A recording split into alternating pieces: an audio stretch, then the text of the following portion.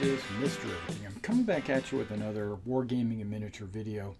In this video, we're going to do part 2 of our 148 Tactic boot camp videos. This is explaining the rules in detail with my little narration involved as well. Alright, now in video 2, we're going to be talking about hand-to-hand combat as well as some of the hand grenades and suppression and opportunity fire, and possibly some cover.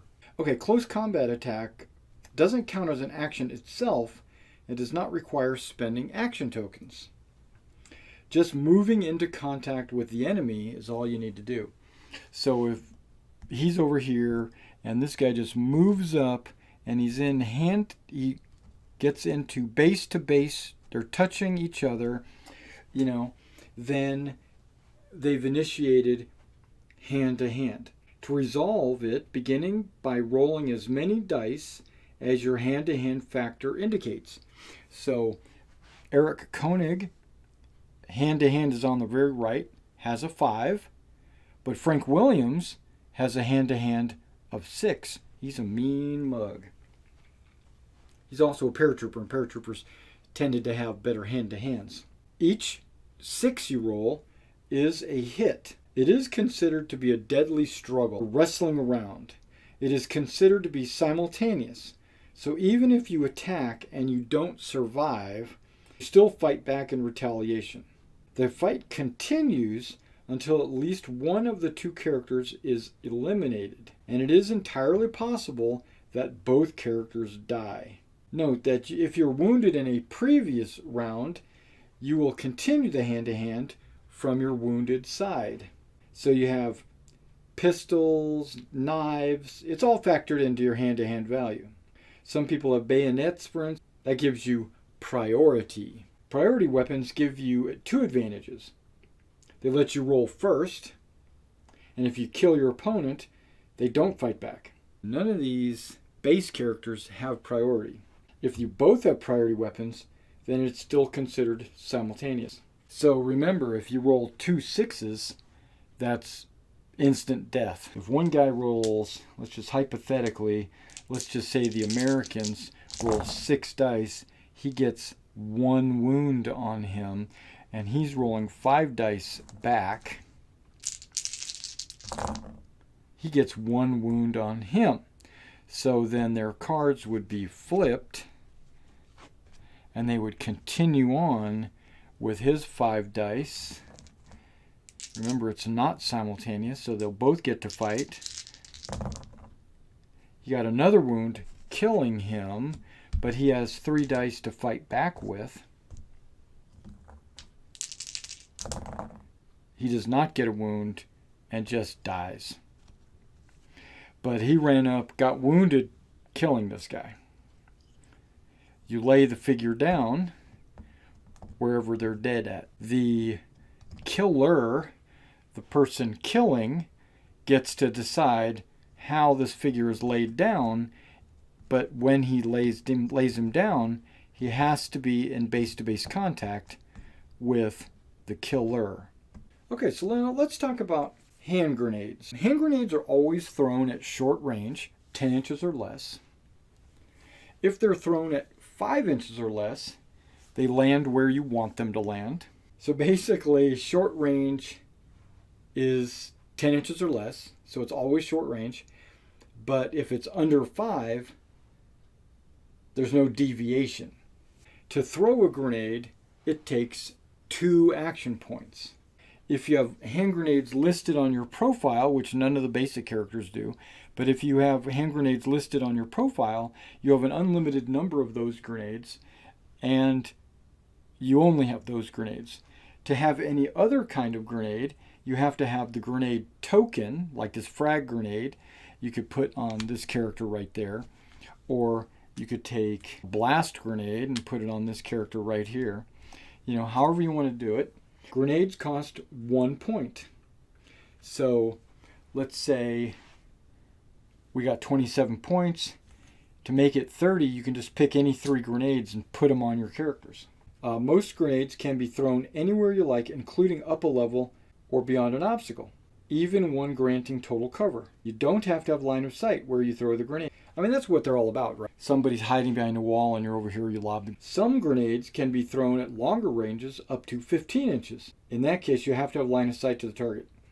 First, place a grenade marker exactly where your character intends to throw it. Roll a d6. On a 5 or a 6, it explodes where the marker is placed. On a 2, 3, or 4, your opponent gets to move the marker 2 inches in any direction they desire.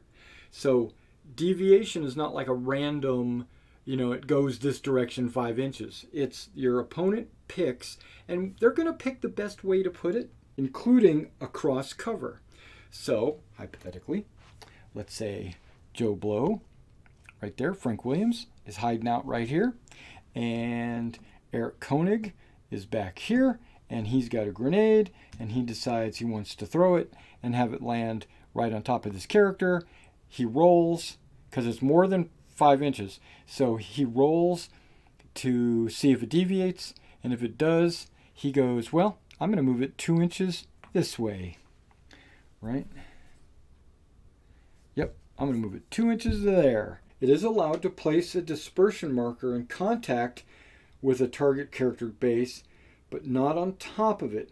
On a result of 1, the opponent can move the grenade marker up to 4 inches. Note that sheltering and protecting terrain covers the effect of the grenade altogether. So if you throw it into a building, if it disperses back out the building, like the character inside decides to move the deviation outside the building, then everyone inside is protected. If it lands inside, then they're not. And then in that case, anybody standing outside would be protected. It is never allowed to throw a grenade if either the throwing character or another friendly one is within range of the explosion. So if it has like a 2-inch radius, like this blast has a 2-inch radius, he's not going to be able to throw this within 2 inches of himself or 2 inches of a friendly. When he throws this grenade, you cannot land it directly on top of a character, but you can land it touching a character. Okay? And then if he disperses it 2 inches, he's not going to want to disperse it 2 inches this way. Well, he could. It would land on top of that. If he wants to disperse it 2 inches this way, he can. However you want to do it.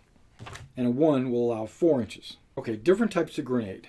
Smoke. Smoke is a type of grenade not designed to kill. They can be thrown up to 10 inches short range without dispersion and up to 15 with dispersion. Creates a smoke screen. When you have to make some templates because the rule book comes with a template, but you really need to make one. It's a 4-inch circle, and you could put like cotton balls or something to. I made one of these bad boys, but this is only 3 inches. I made this for bolt action. I need to make a 4-inch template for smoke because it needs to be 1 inch bigger than that. It breaks line of sight, so it denies opportunity fire and suppression fire and acts as a piece of concealing terrain. So when shooting through it, you get the -1. They're ignored if you're within 2 inches of this smoke, so just like cover. So if he throws smoke, well, let's say he throws smoke here, right, to protect himself, he can shoot through that with no penalty because he's within 2 inches of it. He's not within 2 inches of it, so he'll get the +1. And then at the beginning of your next turn, place a second smoke marker where you like, provided it is in contact with but not overlapping the first one. So basically, one smoke grenade will get you 2 4-inch smoke templates, one on the first turn and then a second one on the following turn. So it generates 2 smoke screens basically. And at the beginning of the following turn, the smoke goes away. The next grenade is concussion. I think the token calls it blast, but it's concussion. They can be thrown up to 10 inches short range without dispersion and up to 15 with dispersion. Exploding concussion grenade has a smaller effective blast radius typically 2. And if you look on the tokens, they have an R, which is their radius. Unlike frag, which we haven't talked about yet, they're thinly encased in powerful explosive. They're supposed to create a shock wave. The shock wave is the killer, not the shrapnel. Thus, taking cover is pointless. Characters who already have or do take cover do not receive any benefit. So a concussion grenade always hits on a 4, 5, or a 6, regardless. Frag. One of the most well-known types of grenades is the anti-personnel fragmentation grenade, commonly called frag. Their radius is larger. They have a 4, typically 4 for frag grenades. Close to the max distance they can be thrown at, 5, without dispersion, and 10 with dispersion, because it's a much heavier grenade. Since it's not the explosion which causes the bulk of the damage, but the shrapnel, a character who had taken cover is only hit on a 5 or a 6. So frag grenades have a bigger blast area, they have a shorter range, and you get to take cover against them. For blast grenades have a longer range, smaller blast area, they always hit on a 4, 5, or 6. Okay, it makes a single attack against every character not in cover within its exploding radius, all together and at the same time, rolling as many d6 as indicated by the grenade's S value. For short range, typically 4. Counting every 4, 5, and 6 as a hit. Or 1 or more hits are scored, count each hit as a separate wound. Wounds are allocated one at a time to all characters within the explosion radius, starting with the character with the lowest current hand-to-hand combat value. The player who threw the grenade chooses how to allocate one hit. Once all characters have received a wound, and there are still more hits, unlike what happens when shooting, characters can be wounded more than once by the same explosion. If they've already been wounded, it kills them. Because it says, if you take cover, it's a 5 or a 6. Makes a single attack against every character not in cover. So I throw a frag grenade here. If it deviates to there, nobody takes any damage, because the frag just hits the cover.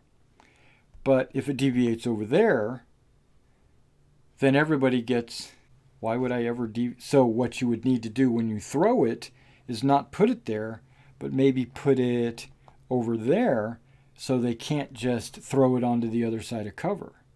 They would have to maybe move it this way or something.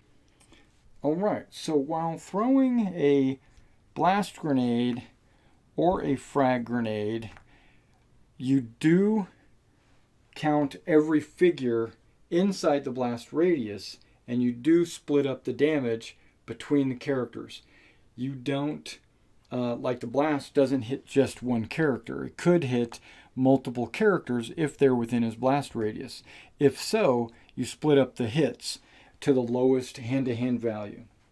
To summarize, blast ignores take cover, but it doesn't ignore actual cover. Frag does not ignore take cover, so you can take cover against a frag grenade.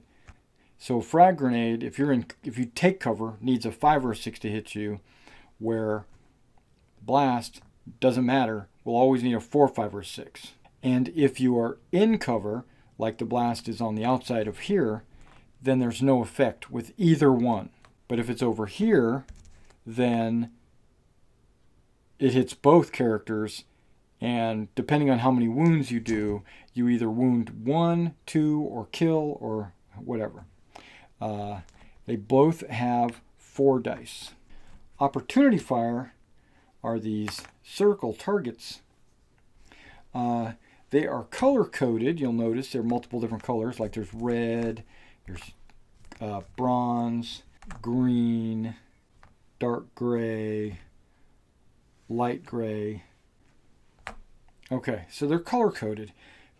Okay, into pairs. All right, so you got these opportunity fire tokens. These are little target-looking things, sometimes called Overwatch. It takes an action token.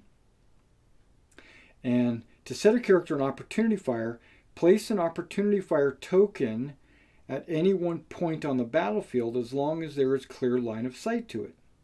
And so let's say he sets an opportunity fire there. You could also put this opportunity fire next to him, showing, or on his card, showing that he has the yellow opportunity fire. And like if he has an opportunity fire over here, you can put this token over here saying that he's the one doing it. So you can kind of keep track of it that way by using the colors. As soon as an enemy character enters in range of the marker, the value shown on the character's card next to the target symbol. So if you look at opportunity fire on the token, like he's got a 2 opportunity, he has a 3 opportunity. So if you get within that many inches of the opportunity fire token, so that's basically telling you how big of a radius his opportunity fire is, your opponent's turn may be halted as your character has the opportunity to take an immediate shot. The shot does not require another action token because you've already spent it on the opportunity fire. A character shot at using opportunity fire cannot take cover. And then once the shot is over, your opponent resumes their interrupted turn. You can place it beyond any number of terrain elements, providing partial cover. Once placed, the target marker will remain active where it is until it's used or the character who placed it to take any other actions, in which case it's immediately removed. So let's say you place an opportunity fire and then later down your turn order you say, oh, well, maybe I should move. Then if you decide to move, you just pick up the opportunity fire because you've stopped that process. Or if you, let's say, take cover, then you lose your opportunity fire as well. The radius of your opportunity fire bears on your skill, your training, your weapon. Snipers, sharpshooters, veterans have a larger opportunity fire. Okay, remember, you can only take that shot if an enemy character enters the range or attempts to do an action. If you place the marker so close to an enemy character that he is already inside the range, they would not trigger opportunity until they move or try to take an attack action. So basically, you're keeping their head down until if they pop out to shoot, you shoot first, which is a little bit different than suppression fire. Let's show that off. Okay, suppression fire has a little honeycomb looking thing, and they're also color coded for the same reason. Also referred to as covering fire. It costs an action point. A couple of things you have to do to set it up. First is to order suppression fire, which is only allowed to NCOs. So if you notice, the only person that has suppression is this NCO and that NCO. Officers and other characters equipped with suitable weapons can also do it. Once initiated, place a suppression marker at any one point on the battlefield as long as there's clear line of sight. Often a single character is unable to generate a volume of fire sufficient to suppress an enemy. Characters who carry a machine gun are exception, but normally a minimum of 2 characters are required to initiate suppression fire. Another character can participate by also spending 1 action token. So basically it's going to cost you a total of 2 action tokens to start a suppression fire. For example, an NCO armed with his submachine gun can initiate it. He needs to have at least 1 other character join him. And remember, the second character doesn't have to have the suppression fire token action on his card. Any number of friendly characters can join in at any time as long as you give them 1 action token. The only limitation to this is that participants must have line of sight to the marker. A clear line of sight, this guy has a clear line of sight to this, that's no problem. Everything on this table is low enough that you would have a clear line of sight. Something that's blocking line of sight would be like a big group of trees or a building or a wall that is more than 2 inches tall that you could not shoot over. These guys can shoot over that, or you can see pretty much everything. But if there's like a big building in the way, that would block line of sight. We're getting into line of sight later. Once established, a suppression fire area prevents any character, even if friendly, within range of the marker to take any shooting actions. So let's say these 2 guys do suppression fire over here, right? He initiates it, he joins it, and this is the area, right? Suppression fire in this area. I mean, they can just put it right there. And anybody within, let's say, his 3 inches, which is these two guys, can't take any shots. That means that suppression fire can also be used to effectively negate the effect of existing opportunity fire. Because let's say he's already done opportunity fire somewhere else. These guys can suppress him, causing him not to be able to use his opportunity fire. Remain in place, but while the suppression fire remains active, the opportunity fire, he can't use it. And if the suppression fire was terminated for any reason, the character originally putting opportunity fire would immediately regain their ability to be able to take that shot. He's got opportunity fire on this guy, right? Because he doesn't want him to move or shoot. These guys suppress them and then use this guy to move, which they can't shoot now because they've suppressed them. Then he's good to go. And then later on their turn, they decide to shoot these guys. Well, they can't because they're in suppression. They would have to move. Characters that are under the influence of suppression fire can still move freely and even initiate hand-to-hand combat. So suppression is kind of like wild shooting, or just shooting generally in the area, and they figure they can move out of it no problem, they can get away from it. But opportunity fire stops movement and pretty much taking any actions. Within an active suppression fire area, it is also possible to throw grenade, but at the reduced maximum distance of 5 units. This represents a blind throw, which is always subject to dispersal. There is also a small chance that a suppressed character may be hit by ricochet or by accidental explosives themselves. To simulate this, as long as the marker is in place, a roll of a d6 at the beginning of the turn for every one of your characters involved in maintaining the suppression who does have line of sight to at least one enemy character within the suppression fire. Roll all dice together. Every 6 results in a hit, and one character within range will take a wound. Assign to the character with the lowest hand-to-hand value first, or the owner's choice if they're tied. This is something unusual. Note that, as always, a double 6 would be a headshot and an instant kill on a single character, not 2 wounds on 2 separate characters.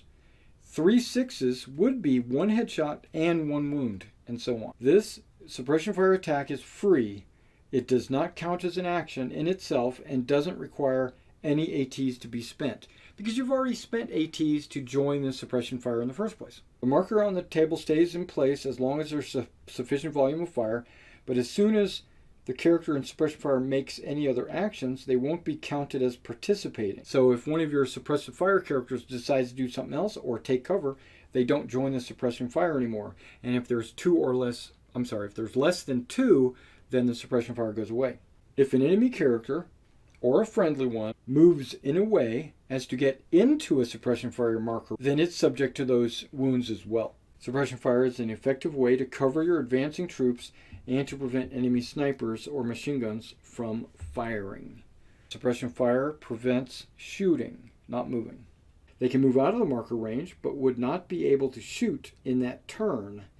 Note, however, that a character that starts within a suppression fire can still move out of it and then lay opportunity fire in the same turn. Other than moving, a good way to curtail the effect of suppression fire is to drop a smoke grenade right on top of the suppression fire marker. So my understanding is you can move out of the suppression fire and not shoot, but you can move out of the suppression fire and set up opportunity fire, because you would not be firing in the same turn, you'd be firing in your opponent's turn. And remember, suppression fire doesn't care if you're friend or foe. If you're in the area, you're in the area, friend or foe. If the NCO or the other character should move, take cover, or do any action, or get wounded, the suppression fire marker would be removed. You need 2. However, you could add a third character to the suppression fire first, and then you would be able to move the NCO. That same NCO would be free to initiate another suppression fire somewhere else if he wishes, even if while the first one is active. Basically, you just need the NCO to initiate the suppression fire. He doesn't have to be one of the 2 guys maintaining it. Okay, let's go on and let's talk a little bit about the command ability. The NCOs And I'm sure future officers will have an ability called Command. It's got a little star next to it. This guy's got a Command 2, and he has a Command 2 as well. A character with this ability may allow any number of friendly characters within his command range, which we'll say is 5 inches, to perform more actions than indicated on their card, and it can never be added to yourself. So like this guy has a 4, so he could act 4 times, but if he's within 5 inches of him, he can act 6 times. And you can only do that if they remain within 5 inches of the NCO. Note that the character with the command ability does nothing. He does not give actions to another character and does not spend action tokens. The use of a character's command ability is not an action and does not prevent that character from taking his normal action. Basically, he just gives this guy a +2 to his potential. He doesn't give him an action. There are individual characters with the camouflage ability. None of these guys have the camouflage. The character with this ability always automatically counts as if having take cover whenever in cover. Would normally be hit on a 6 instead of a 5 or a 6. And has no effect if you're within 5 units. Alright, now the next thing is really important when it comes to combat. Wounding people and wound shock. Alright, the next thing is super important. It's wound shock. Okay, so when you're wounded, you flip your character to the wounded side, right? That's how you're wounded. A wound shock marker is immediately placed on the base of the miniature. So wound shock is placed at the base of the miniature and on its card. And now you can't take any actions on your next turn, but will count as having taken cover. So basically when you get wounded, you're like knocked prone, and you're taking cover, you're hiding, you're cowering because you got wounded, and you're applying your bandage or whatever. If it's already behind cover, it now can only be hit on a 6. In all cases, even one single additional hit would be enough to eliminate the target since he's already wounded. Assuming the wounded character survives the attack, in his next turn, the player would not be able to get him to take any actions, as he would be still under the effects of wound shock. Only at the beginning of the owning player's next turn will the wound marker be removed. The wounded character does not automatically count as if having taken cover any longer, and can now spend ATs to do so if they want. So you skip a turn, and then on your following turn, you take these off. He's not in cover anymore. He's not taking cover anymore. He's now free to move and take actions as normal, except he'll have to use the red side of his card. When a character is killed in action, their miniature is turned on their side and is left on the table where it still counts as partial cover, regardless of the actual dimensions of the figure itself. So when he's killed, he could come over here and take cover behind him. That's kind of morbid. A body counts as partial cover against shooting, but not blocking movement, although ending movement on top is not allowed. The character's card is immediately removed from play and counts as lost. If he carried extra grenades, they are left on the table next to the body and can be picked up and used by any friendly or enemy that is in base-to-base contact with the marker. Collecting grenades in this way does not count action tokens. Another thing, grenades you can pass from character to character as long as they're within 1 inch of each other. So if he had a grenade, at any point during your turn, you can just say, hey, you have this grenade. Does not cost an action token. If a character has been killed from distant shooting, the owner decides how the body is positioned. If they're killed in hand-to-hand, the winner chooses how the body is placed on the table. Okay, we're talking about measurements, line of sight, different terrain features. We're talking about sheltering, protecting, concealing, impassable, and difficult. Okay, so let's talk about sheltering a little bit. A building might count as sheltering terrain because it's such a massive piece of terrain. A target character is hidden behind a terrain element that qualifies as sheltering terrain so that no point of its base is visible to any point of the attacker's base. If he was behind here and the attacker was there and there was no way for their bases to touch without going over the terrain, he cannot even be shot at. That is considered total cover. Now, if he was partially behind sheltering terrain and it's partially hidden, at least one point is visible, like this, then he still can be shot at as if he was in partial terrain like these other terrain pieces. So sheltering is like one step higher. It's either total blockage or just +1. Now let's measure line of sight. All measurements are in units, which are inches. All distances are measured from the closest possible point on the base to another point on the other character's base, and anything within 10 units is considered short range. Anything over 10 units is considered long range. If you have an element out here and you are only partially behind this element and this other character, okay, and if you can trace a line of sight to any portion of the base to any other portion of the base and it doesn't cross the cover, then he is considered in the open. Now, if he is 100% behind the cover, where no portion of your base can touch another portion of his base, then that is considered in cover. And cover adds 1 to hit per cover. So if there is this cover that he's shooting at and this cover, when he's shooting at him, he'll get the benefit of 2 covers. So instead of a 4 to hit, he'll need 5 for 1, 6 for 2. Then if he decides to take cover, it'll be a 7. He can't shoot, or he can't hit, I should say. Now when there are 2 pieces of cover, here comes the tricky part. When there are 2 pieces of cover, they must also have at least 2 inches apart. Otherwise, they're considered as one single partial cover. No terrain element or part of it offers protection or concealment if it is at 2 units or less from the shooting character. But any eventual part at least 1 unit wide that extends further than 2 units would still count. So now here's the example.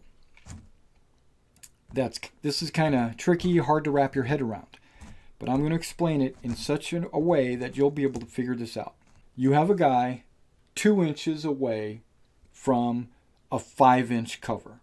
When I say 5 inches, I mean from there to there is 5 inches. He is right on the cover.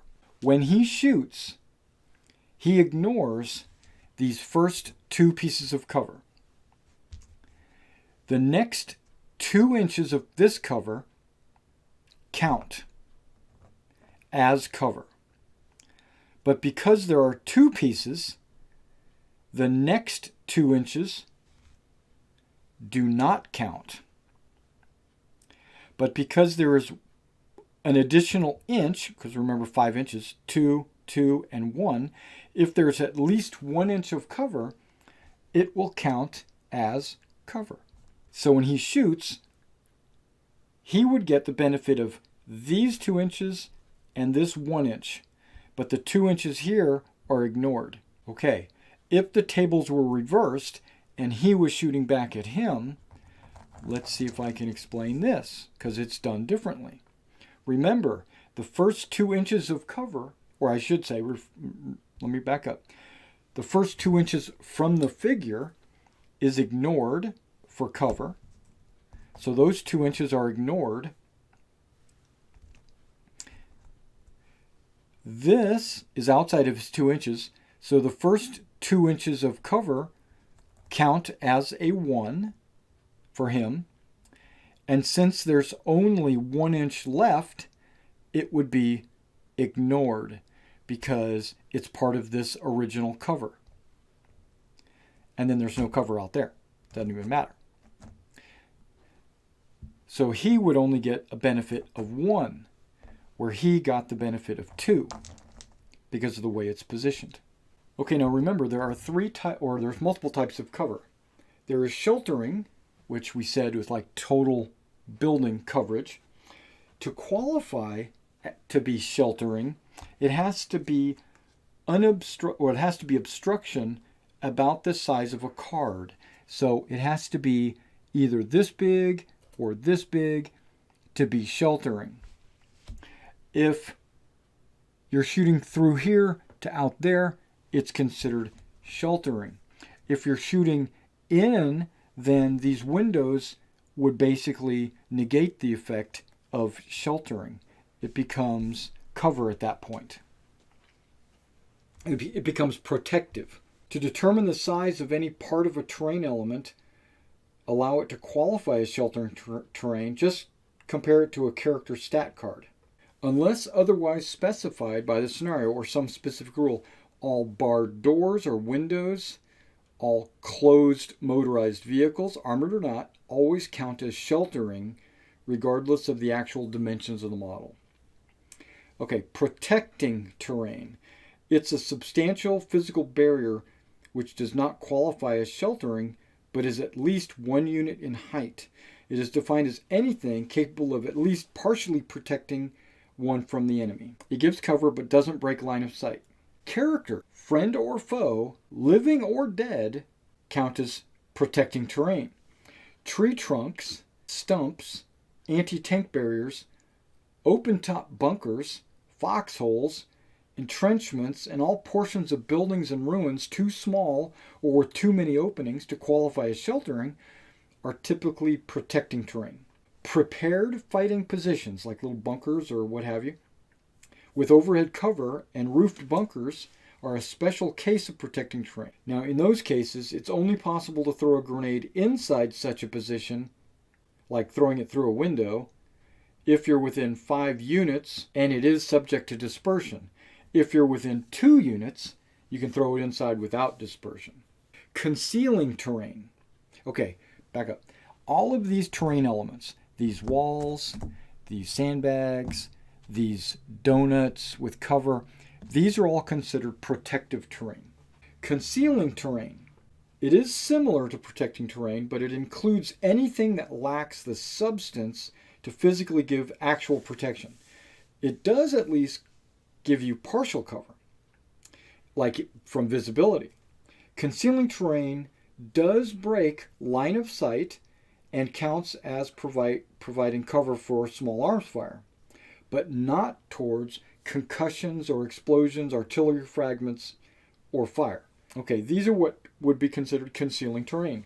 Smoke, wooden fences, bushes, vegetations in general are typically concealing terrain. Concealing terrain still gives you the one when people shoot at you, but for different reasons. This stops the bullets. This makes it harder for them to see you, so it makes it harder for them to hit you. So treat it pretty much the same. Impassable terrain. Some areas of terrain features cannot be entered or crossed, yet don't offer any protection, concealment, or shelter. Typical examples would be barbed wire. A piece like that would be considered impassable terrain. Wire net fences, anything large, deep opening in the ground, channels, large water courses, and open water areas are always impassable unless a vehicle is used. Some terrain elements may have areas that cannot be immediately identified as clearly impassable. If there is enough space to place a character base standing in a specific place, you can do it. Otherwise, any such area is considered impassable. So let's say I had a barbed wire fence here and a barbed wire fence there, but there was enough space for me to put my figure in there, then you can do it. You can move through there. But everything else over here would be impassable. Remembering that sheltering terrain is always impassable, while protecting and concealing terrain may or may not be. Difficult terrain is anything that hinders movement but does not offer protection, like deep snow or mud. And also, analogy, anything that requires an extraordinary effort to move through or over, such as climbing a ladder or jumping over an obstacle, the cost of a single move action increased to 2 action tokens. And you can never enter or leave difficult terrain using a move and fire action. And remember, anything else that doesn't fit into this category is considered eye candy. Okay, 2 more pieces of cover, and then we'll move on. We got multi-level terrain. Okay, in the interest of simplification, the game considers all terrain as being divided by abstract vertical height levels. Every 3 units, which is roughly equivalent to the level, should be adjusted to match that of the terrain elements. Like if I was using this guy, 3 inches would be a level, and it's considered difficult terrain and should be no more than 2 or 3 units in extension. And movement directly between different height levels is only possible where there is a specifically defined passage represented by dedicated terrain elements, such as a staircase, a ladder, improvised substitute. A different height level could also be reached, for example, by moving along a gentle sloping road, which would count as normal movement. Yeah, so this game takes into account ladders and stairs. You can't just go from one level to the next. You just don't move your guy up to the next level unless there's a ladder or stairs. If there's not ladder or stairs, you're not going up. In the example, it shows a big rock pile on the outside because it was like rubble and the guy's moving up the rubble. That's okay. That's counted as difficult terrain. Okay, let's talk about these round bases you see all over the table. This is specific to this game. These round bases are 60 millimeters in circle. They have a 1-inch hole in the middle. Actually, it doesn't have to be the middle. As you can see, that hole is not directly in the center. You can make these out of whatever you want, as long as it is 60 millimeters in diameter and there is a 1-inch hole. You can stack boxes and crates, or you can put wood beams, or however you want, whatever you want to make, sandbags, foxhole type situations, or anything like that. That is fine. It's considered all-around cover if you are inside, but it's also considered like a terrain piece like this if you're outside. So if he was shooting him, he would still get cover for this intervening piece of terrain. If he was within 2 inches of this piece of terrain, he would not get any cover. When you move into base contact with this terrain, you get a free move to go inside. You can take it or not take it. That is your choice. If you take it, you just put the guy in the middle of the thing, and now he's considered in cover. If this guy was touching this cover and he jumped inside, they are still not touching each other. So that does not allow for hand-to-hand. If you wanted hand-to-hand, you would have to measure from him to get into hand-to-hand. Same with approaching the cover. If he wanted to enter in hand-to-hand with him, he would have to measure not to the center, not to the edge of the base, which would normally allow him a free move to get inside. But because it's occupied, you have to measure all the way to the figure. But you would still stop outside. You would still stop outside. They would be considered base to base. If they entered hand-to-hand combat and he was to kill him, he could discard the body outside. He could occupy the space and then take the body and lay it outside of the cover.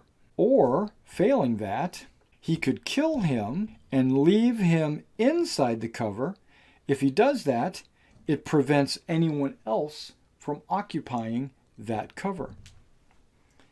Because you can't just grab the body and drag him out for some reason. Okay, remember that 2-inch rule that we were talking about, like this. If he was here shooting this way, only the first 2 inches would be ignored. The rest would still count as cover. Remember from that first example? Like if he was shooting him, the first 2 inches would be ignored, but this would still give him cover. That does not apply to these round bases. If you are within 2 inches of this cover, you ignore the whole cover. Okay, now in the rule book, there are additional rules, advanced rules for like extra weapons, using laser pointers, reinforcements. But one of the most important pieces of it is victory conditions. There are 3 game modes that you can play: scenario, mission, or skirmish. In skirmish, all you have to do is eliminate more than half of the enemy total force point value. So if they have a 30, you just have to eliminate more than 15. If it's in mission mode, each player chooses a terrain element in or at least partially within their own deployment area, which becomes their objective. It's worded badly. It becomes your opponent's objective.